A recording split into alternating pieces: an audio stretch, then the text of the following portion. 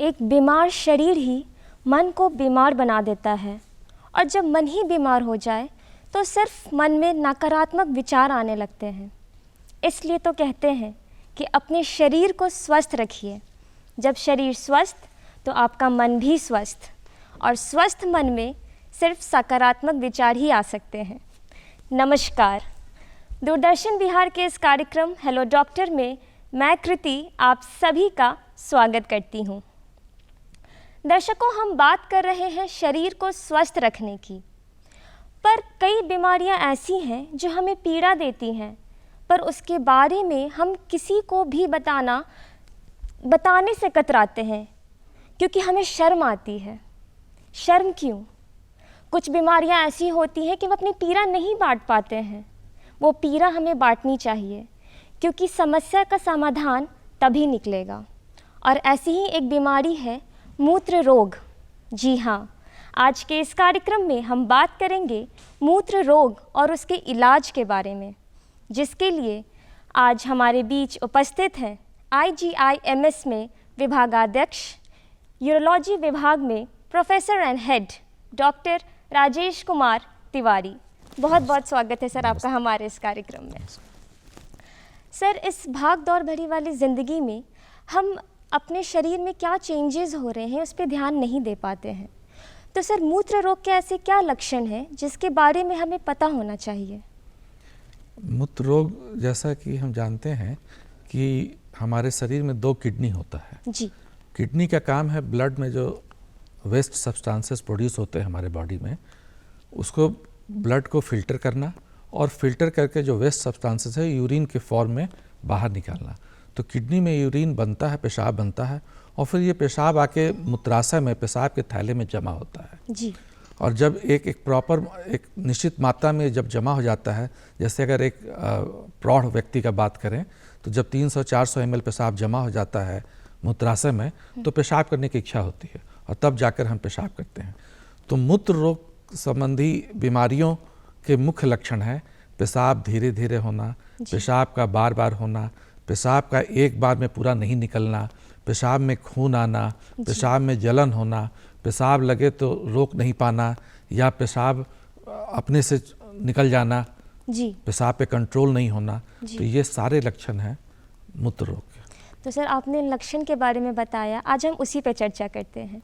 Sir, सबसे पहले मैं आपसे पूछना चाहूँगी कि पेशाब का पीलापन या पेशाब में जलन, इसका कारण क्या है? पेशाब का पीलापन है का मुख्य कारण है पानी कम पीना। जी। अगर आप पानी कम पिएंगे तो शरीर में एक सब्सटेंस प्रोड्यूस होता है जो यूरोबाइलिनोजन हम लोग उसको बोलते हैं जी। उसका रंग पीला होता है, तो वो पेशाब को पीला कर देता है। वो शरीर से पेशाब के माध्यम से ही बाहर निकलता है। तो अगर एक निश्चित मात्रा में पानी आप नहीं पिएंगे तो पेशाब नहीं बनेगा, और पेशाब अगर कम बनेगा तो उसमें यूरोबाइलिनोजन की मात्रा अगर अधिक रहेगी तो पेशाब पीला होगा। कभी कभी कॉन्स्टिपेशन, अगर कब्जियत की शिकायत रहती है, उसमें भी पेशाब पीला होता है। कभी कभी आप कुछ दवाइयाँ खाते हैं, जैसे खासकर विटामिन बी कॉम्प्लेक्स ग्रुप की दवाई अगर आप खाते हैं तो उन दवाइयों का रंग भी पीला होता है, तो उसके कारण भी पेशाब पीला हो सकता है। डॉक्टर साहब, पेशाब में जलन का कारण क्या है? पेशाब में जलन तो कई कारणों से हो सकता है। जैसे एक तो आपने बताया कि पेशाब अगर कम मात्रा में हो तो पेशाब का अम्लीय होता है, एसिडिक होता है, पेशाब का नेचर है। तो अगर ज़्यादा एसिडिक हो जाएगा और पेशाब के रास्ते के ऊपर से जब ऐसा पेशाब, अम्लीय पेशाब गुजरेगा तो जलन होगा। तो अगर पेशाब कम बनेगा, पानी कम पिएंगे, तो वो भी एक कारण है जलन होने का। अगर ज़्यादा तीखा मसालेदार सब्सटेंस अगर आप खाएंगे तो उससे भी जलन हो सकता है। और अगर पेशाब के रास्ते में संक्रमण हो जाए, मतलब इन्फेक्शन हो जाए, तो भी जलन हो सकता है। जी सर। तो ऐसे बहुत से कारण हैं जो पेशाब में जलन होने का। सर, आपने कहा पानी कम पीने से, तो सर एक आम क्वेश्चन आपसे पूछती हूँ कि पानी एक दिन में कितना पीना चाहिए? पानी अगर हम सही मात्रा में पानी पी रहे हैं तो इसका अंदाज़ा इससे लगाया जा सकता है। अगर पेशाब का रंग पानी की तरह हो तो समझना चाहिए कि हम पानी सफिशिएंट पी रहे हैं। पानी ज़्यादा भी नहीं पीना चाहिए और पानी कम भी नहीं पीना चाहिए। एक औसतन एक आदमी को दिन भर में 2.5 से 3 लीटर पानी पीना चाहिए। 2.5 से हाँ, 3। 2.5 से 3। लेकिन अगर कोई आदमी किसान है, खेतों में काम करता है, जी। गर्मी के मौसम में काम कर रहा है, पसीना ज़्यादा निकल रहा है, क्योंकि जो हम पानी पीते हैं उसके निकलने का 2 ही मार्ग है, या तो पेशाब से निकलता है जी। या पसीना से निकलता है। तो अगर पसीना से बहुत पानी निकल जाए तब भी पानी ज़्यादा पीना पड़ता है। तो ये मौसम, आप क्या काम करते हैं, ऑक्यूपेशन, और उस पर भी डिपेंड करता है। जी सर, हम बात करें अगर बच्चों की, जैसे छोटे बच्चे होते हैं बेड गीला अक्सर कर देते हैं, वो नहीं बता पाते कि उन्हें बाथरूम लगा है। पर सर वही बच्चे कुछ एज तक ही ठीक लगता है, जब वो एज मतलब वो बड़े होते जाते हैं ये परेशानी नहीं छूटती है। तो सर इससे कैसे छुटकारा पाया जा सकता है? कुछ बच्चों में पेशाब में कंट्रोल देरी से आता है।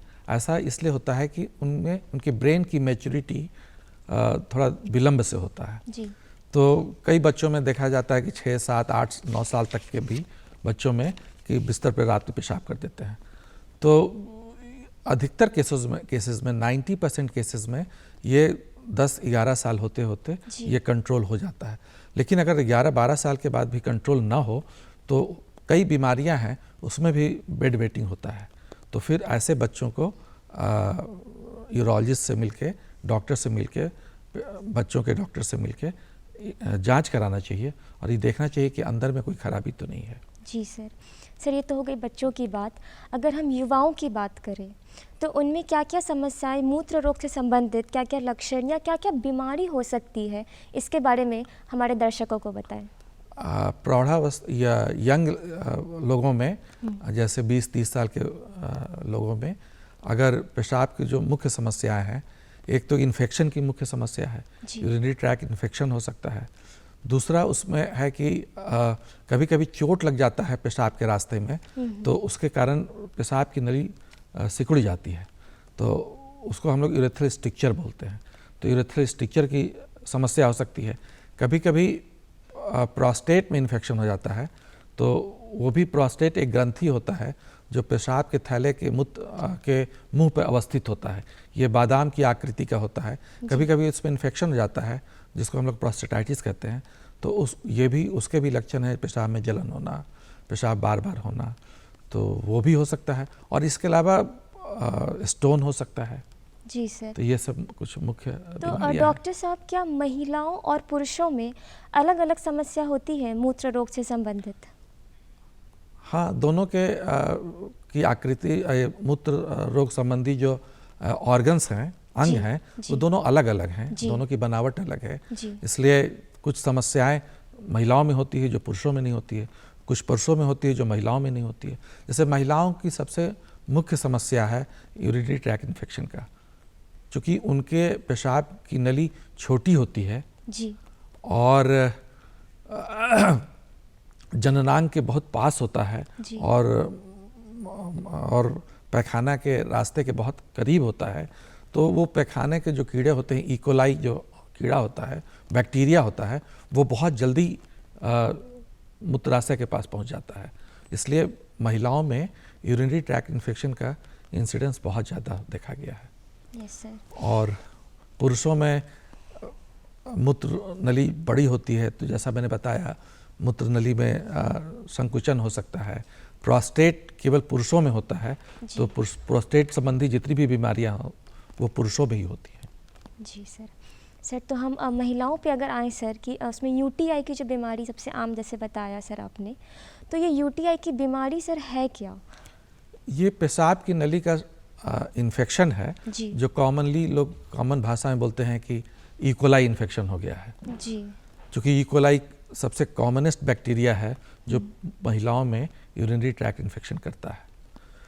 जैसा मैंने बताया, बनावट के कारण उनमें ज़्यादा ये होता है। और इसके मुख्य लक्षण है पेशाब का बार बार होना, पेशाब में जलन होना, पेट के निचले हिस्से में दर्द होना, बुखार होना। तो कुछ महिलाओं में ऐसा देखा गया है, कारण तो नहीं पता है, लेकिन उनमें एक टेंडेंसी होती है ये बार बार होने का।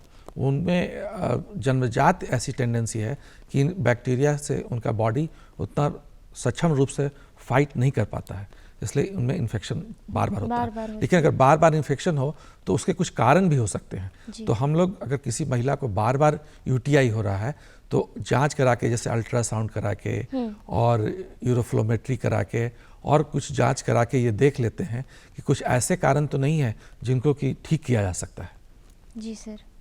तो सर अगर इस यूटीआई बीमारी को नज़रअंदाज कर दिया जाए तो ये किस हद तक खतरनाक साबित हो सकता है? महिलाओं में तो अगर लोअर ट्रैक्ट, जैसे मान लिया केवल पेशाब की नली और थैले तक ही अगर ये संक्रमण सीमित रहता है तो इससे केवल वही परेशानी है कि बार बार बुखार का होना, भूख कम लगना, अंदर से अच्छा नहीं फील करना, इससे कोई बहुत यही सब परेशानियां होंगी।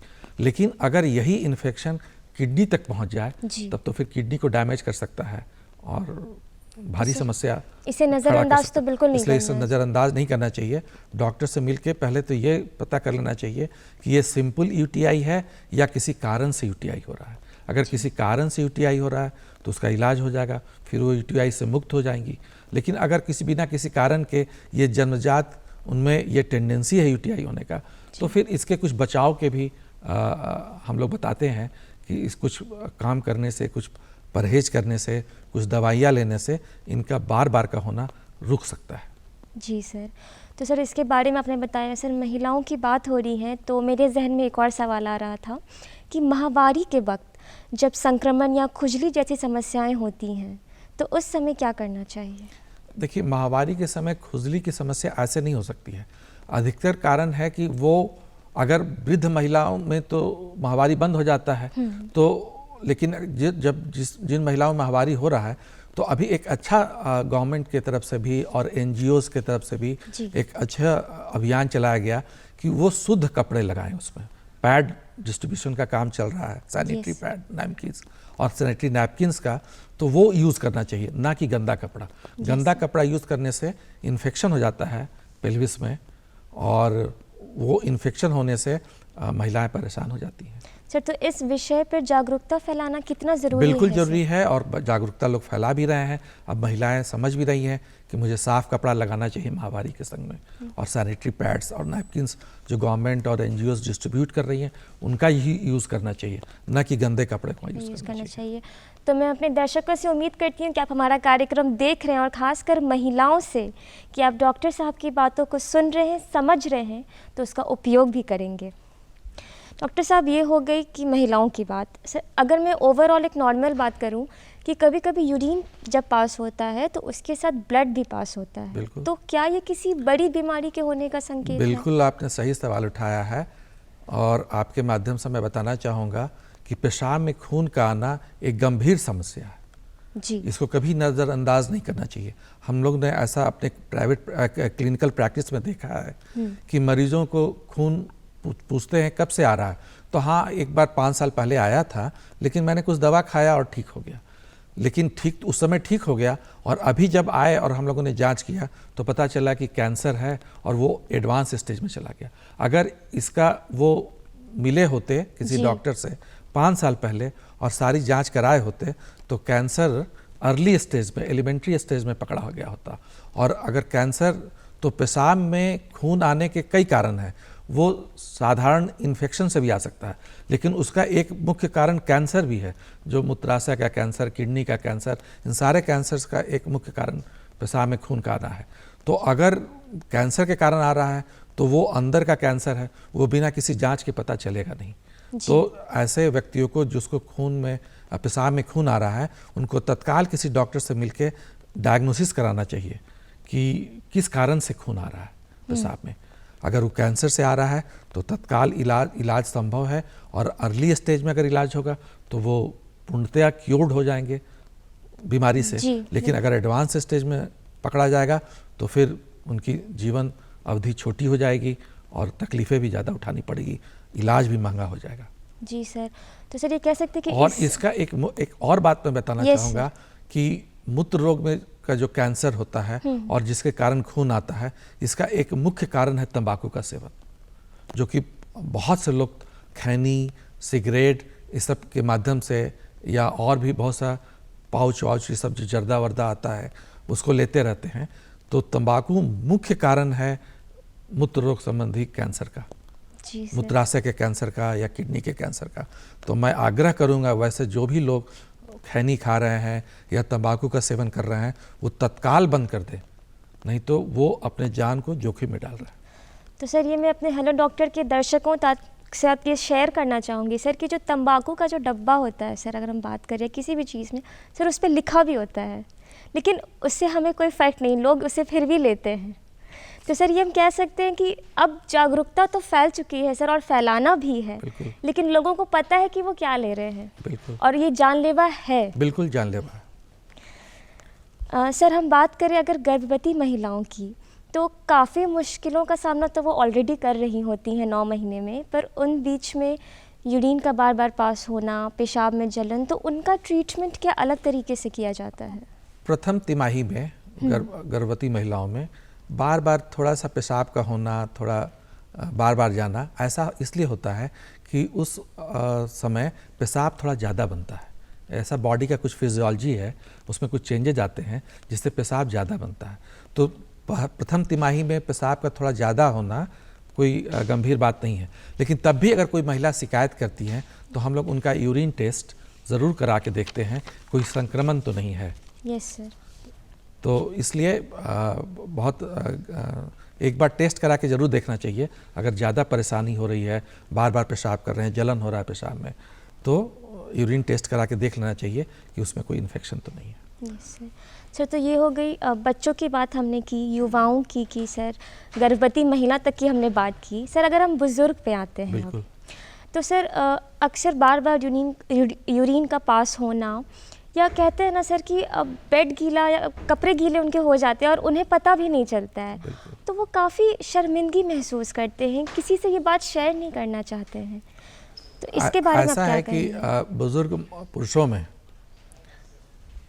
एक ग्रंथि, जैसा मैंने बताया कि मूत्राशय के मुंह पे उपस्थित होता है प्रोस्टेट। तो प्रोस्टेट एक ग्रंथि है जो उम्र बढ़ने के साथ साथ 50 साल की उम्र के ऊपर उसके साइज़ में, उसके कॉन्फ़िगरेशन में, उसके आकार में, आकृति में कुछ चेंजेस आता है। उसकी आकृति थोड़ी बढ़ती भी है। नॉर्मली प्रोस्टेट का साइज़ हम लोग 20 ml साइज़ का बताते हैं कि उसका वॉल्यूम होता है, लेकिन जैसे जैसे 50 के साल के बाद उम्र बढ़ती है उसकी आकृति में वृद्धि होती है, उसका साइज़ बढ़ता है। और साइज़ बढ़ने और प्रोस्टेट ग्रंथि के भीतर से ही मूत्र नली पास होता है। तो जैसे जैसे प्रोस्टेट का साइज़ बढ़ता है वो मूत्र नली को संकुचित करता है।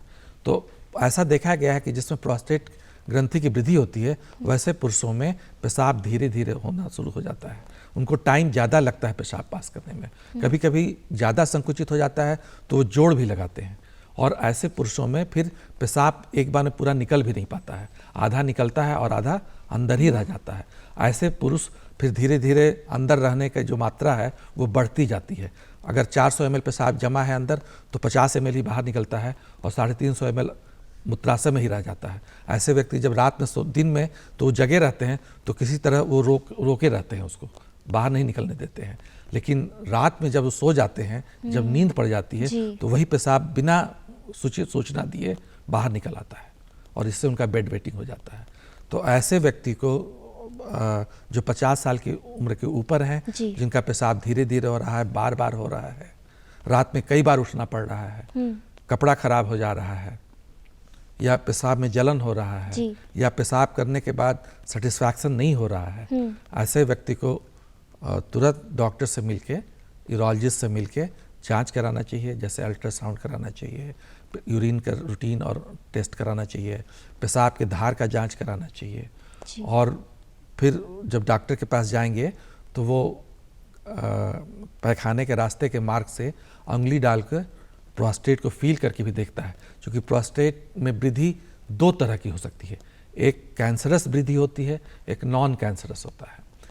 सिम्टम्स कैंसरस के और नॉन कैंसरस दोनों के एक ही होते हैं। वो जांच से ही पता चल पाता है कि ये कैंसरस प्रोस्टेट है कि नॉन कैंसरस प्रोस्टेट है। और फिर उसमें अगर हाथ से छूने पे डॉक्टर के द्वारा ये महसूस होता है कि प्रोस्टेट में कुछ गांठ है, कुछ कड़ापन है, जो कैंसर भी हो सकता है, तो वो एक ब्लड टेस्ट भी कराता है जिसको हम लोग सीरम PSA टेस्ट कहते हैं, प्रोस्टेट स्पेसिफिक एंटीजन टेस्ट। ये ब्लड का सिंपल टेस्ट है जिससे ये मालूम हो सकता है कि अगर, और PSA टेस्ट में पता चलता है कि इसकी मात्रा ब्लड में अधिक है, 4 नैनोग्राम पर ml इसकी मात्रा होती है नॉर्मल, अगर उससे ज़्यादा है तो फिर हम लोग प्रोस्टेट ग्रंथि का बायोप्सी करते हैं। और बायोप्सी ही कन्फर्मेटरी टेस्ट है ये बताने के लिए कि ये कैंसरस प्रोस्टेट है कि नॉन कैंसरस प्रोस्टेट है। अगर नॉन कैंसरस प्रोस्टेट है और अर्ली स्टेज में पकड़ा गया तो पूरा प्रोस्टेट सर्जरी के द्वारा निकाल दिया जाता है और आदमी रोग मुक्त हो सकता है। लेकिन अगर वो देर से पकड़ा गया, वो शरीर में कहीं और भी फैल गया है, एडवांस स्टेज में है, तो फिर दवाई और के माध्यम से उसको कंट्रोल किया जा सकता है। वो पूर्णतः क्योर नहीं किया जा सकता। Yes sir. तो और एक नॉन कैंसरस वैरायटी है प्रोस्टेट का, तो वो अगर अर्ली स्टेज में मरीज आ जाते हैं तो अब हमारे पास उसको ठीक करने के लिए दवाएं भी हैं। तो प्रारंभिक अवस्था में हम दवा दे के भी उसको कंट्रोल कर सकते हैं उनके सिम्टम्स को। लेकिन अगर दवा से कंट्रोल नहीं हो, साइज बहुत बड़ा हो गया हो, तो फिर हम लोग उसको सर्जरी करके दूरबीन के माध्यम से उसकी सर्जरी की जाती है और रास्ता को साफ कर दिया जाता है और फिर पेशाब नॉर्मल आदमी की तरह वो करने लगते हैं और क्वालिटी ऑफ लाइफ काफ़ी वैसे व्यक्ति का इम्प्रूव कर जाता है। Yes sir. तो सर ये कह सकते हैं कि इसमें कोई शर्मिंदगी वाली बात नहीं है, ये बात खुल के उन्हें बताना चाहिए। बिल्कुल बताना चाहिए और डॉक्टर से इलाज करवाना चाहिए। Yes sir. सर हम अगर बुज़ुर्गों की बात तो हमारी हो गई सर, ऐसी भी सर जब हम कभी वॉशरूम जाते हैं तो जब यूरिन पास होता है तो सर हमें ऐसा लगता है कि और यूरिन पास होगा, पर होता नहीं है, हम बैठे रह जाते हैं। तो सर उसका कारण क्या है? वही एक तो पहला कारण यही है, रुकावट जी। अगर पूरा पेशाब एक बार में नहीं निकलेगा तो सेटिस्फैक्शन नहीं होगा, आपको लगेगा कि फिर से पेशाब करें। दूसरा कारण है इन्फेक्शन, जिसमें एक बार में लगता है कि पेशाब पूरा नहीं निकला, आपको महसूस होता रहता है। अगर मूत्राशय में स्टोन है तब भी आपको लगेगा कि पूरा पेशाब एक बार में नहीं निकल रहा है, कुछ कारण है। तो ये सब कुछ मुख्य, और कॉन्स्टिपेशन, अगर कब्ज की शिकायत है, इसलिए हम लोग बताते हैं कि अगर किसी का मूत्र रोग संबंधी तकलीफ है तो पहले हम लोग जरूर पूछते हैं कि उनको बॉवेल हैबिट कैसा है, वो कॉन्स्टिपेटेड तो नहीं है। अगर कॉन्स्टिपेटेड है तो हम बताते हैं कि आप हरी सब्जी और का सेवन ज़्यादा करिए, फल ज़्यादा खाइए, और मीट मछली चिकन अंडा ये सब थोड़ा कॉन्स्टिपेशन करता है, इसका सेवन कम करें सर। और थोड़ा फिजिकल एक्टिविटी करें, एक्सरसाइज करें, योगा करें, तो ये इम्पॉर्टेंट है। अगर स्मोकिंग और अल्कोहल का सेवन कर रहे हैं तो अल्कोहल इन सबों से बचें। सर लाइफस्टाइल को इस तरह से अगर इम्प्लीमेंट करने तो लाइफ स्टाइल को मॉडिफाई करें। अगर आपका वेट ज़्यादा है, ओबीज है, तो ओबीज लोगों में मूत्र रोग संबंधी बीमारियां ज़्यादा देखी गई हैं। तो हम बताते हैं कि आप अपना वजन घटाएं, फैटी फूड कम लें, कार्बोहाइड्रेट कम लें, प्रोटीन का ज़्यादा सेवन करें, हरी सब्जी और साग ज़्यादा खाएं, फल का ज़्यादा सेवन करें, तो ज़्यादा अच्छा रहेगा। सर वही कि अपने लाइफस्टाइल को इम्प्रूव करना है और हेल्दी फूड्स पे ध्यान देना है। हेल्दी फूड, एक्सरसाइज और सेडेंटरी हैबिट ना रखें। यस बिल्कुल। सर मूत्र मार्ग में अगर सूजन हो जाए तो उसके कारण किन किन समस्याओं का सामना करना पड़ सकता है? मूत्र मार्ग में सूजन तो पहला इन्फेक्शन के कारण ही होता है। अगर किसी के मूत्र मार्ग में इन्फेक्शन हो गया है तो वो सूजन कर देता है और फिर उससे दिक्कत होती है। तो इन्फेक्शन को कंट्रोल करना पड़ता है। तो हम लोग पहले जांच करा के देखते हैं, यूरिन टेस्ट करा के, कि ये जो सूजन है ये यूरिन में इन्फेक्शन के कारण तो नहीं है। फिर मैंने बताया कि अगर पेशाब के रास्ते में चोट लग जाए तो उससे भी सूजन हो जाता है। तो उसके कारण भी अगर सूजन है तो वो रास्ता कभी कभी सिकुड़ जाता है, तो फिर उसका इलाज ऑपरेशन के द्वारा होता है। तो सर अगर हम बात करें सर किडनी स्टोन की, तो उसका मुख्य कारण क्या है? किडनी स्टोन का ऐसे कारण तो विशेष पता नहीं है। कुछ लोगों में देखा गया है कि टेंडेंसीज स्टोन बनने की ज़्यादा होती है, लेकिन ऐसा देखा है कुछ कारण, एक कारण तो ज़रूर है जिसमें अगर कुछ लोग पानी कम पीते हैं, जैसे अगर आप हमको इस तरह से समझा सकते हैं लोगों को कि अगर 1 गिलास पानी है तो उसमें अगर आप चीनी घोलेंगी तो एक निश्चित मात्रा तक घुल जाएगी, लेकिन एक निश्चित मात्रा के बाद अगर आप उसमें चीनी डालेंगी तो वो नहीं घुलेगा, वो नीचे बैठ जाएगा। तो उसी तरह से खून में वेस्ट सब जब हम जो कुछ भी खाते हैं, खासकर एनिमल प्रोटीन का अगर ज़्यादा सेवन करते हैं, जैसे मीट मछली चिकन अंडा, तो इससे कुछ ऐसे वेस्ट सब्सटेंसेस प्रोड्यूस होते हैं जो एक निश्चित मात्रा तक तो पेशाब में घुल के निकल जाते हैं। लेकिन अगर हम पानी कम पिएंगे और पेशाब कब बनेगा, तो वो वेस्ट सब्सटेंसेस पानी में नहीं घुल पाते हैं और वो किडनी में जाके डिपॉजिट हो जाते हैं और डिपॉजिट होकर स्टोन बन जाता है। स्टोन बन जाते हैं। तो एक बात तो ये देखा गया है कि जो लोग पानी कम पीते हैं उनमें और कुछ ऐसी बीमारियां भी होती हैं शरीर में जिसमें भी कुछ ऐसे सब्सटेंस ज़्यादा बनते हैं, उसके कारण भी स्टोन बनता है। तो एक चीज़ तो है जो स्टोन के मरीज हैं उनको जरूर मैं बताता हूँ कि पानी 3 से 4 लीटर पर डे जरूर पीना चाहिए। जी सर। तो सर अगर यदि किसी मरीज़ में अगर किडनी का स्टोन पाया गया है तो वो किन तकलीफ़ों से गुजरता है? किडनी में अगर स्टोन बनता है तो सबसे मुख्य लक्षण उसका है पेट में दर्द होना, और किडनी स्टोन में जो पेट का दर्द होता है वो बड़ा असहनीय होता है, बहुत तेज़ दर्द होता है, मरीज छटपटाता है, उसको उल्टी भी आ सकती है, उसको बुखार भी आ सकता है, उसको पेशाब में खून भी आ सकता है। तो दर्द, पेशाब में खून आना, उल्टी आना, बुखार आना, ये मुख्य लक्षण है किडनी स्टोन के। तो सर इसका इलाज कैसे किया जाता है? किडनी अगर कोई भी व्यक्ति अगर इन लक्षण के साथ हमारे पास आता है तो हम उसका एक्सरे, अल्ट्रासाउंड या सीटी स्कैन के माध्यम से पता करते हैं कि स्टोन किस साइज़ का है, किडनी के किस भाग में है, किडनी पे इसका क्या कुप्रभाव पड़ रहा है, और उसके बाद डिसाइड करते हैं कि किस मेथड से इसका इलाज किया जाए। पहले जो इलाज का मुख्य तरीका था वो ओपन सर्जरी था, मतलब चीरा लगा के किडनी तक पहुंचते थे हम लोग, लंबा चीरा लगता था, मरीज 10 दिन तक अस्पताल में पड़ा रहता था, घाव बन जाता था, घाव में दर्द होता था।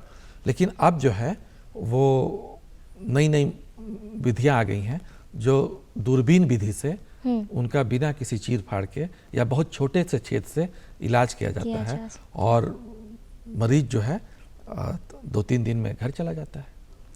और अगर बहुत छोटा स्टोन है, जैसे 3 mm का है, 4 mm का है, 5 mm का है, तो हम लोग उसको पहले दवा के माध्यम से भी निकालने की कोशिश करते हैं। Yes sir. बिल्कुल। तो सर बहुत बहुत शुक्रिया, आप अपना कीमती वक्त लेकर आए और इतनी महत्वपूर्ण जानकारी दी। साथ ही साथ मैं दर्शकों से भी कहना चाहूँगी कि ये भी एक आम बीमारी जैसी ही बीमारी है जिसके बारे में आप खुलकर सामने आएँ, डॉक्टर से बात करें, अपनी पीड़ा बांटें और इसका समाधान निकालें। और मैं उम्मीद करती हूँ कि आज का यह कार्यक्रम आप सभी को बेहद पसंद आया होगा। अगले कार्यक्रम में एक नए विषय के साथ हम फिर मिलेंगे। तब तक के लिए हमें दीजिए इजाज़त और देखते रहें डीडी बिहार। स्वस्थ रहें, सुरक्षित रहें। नमस्कार।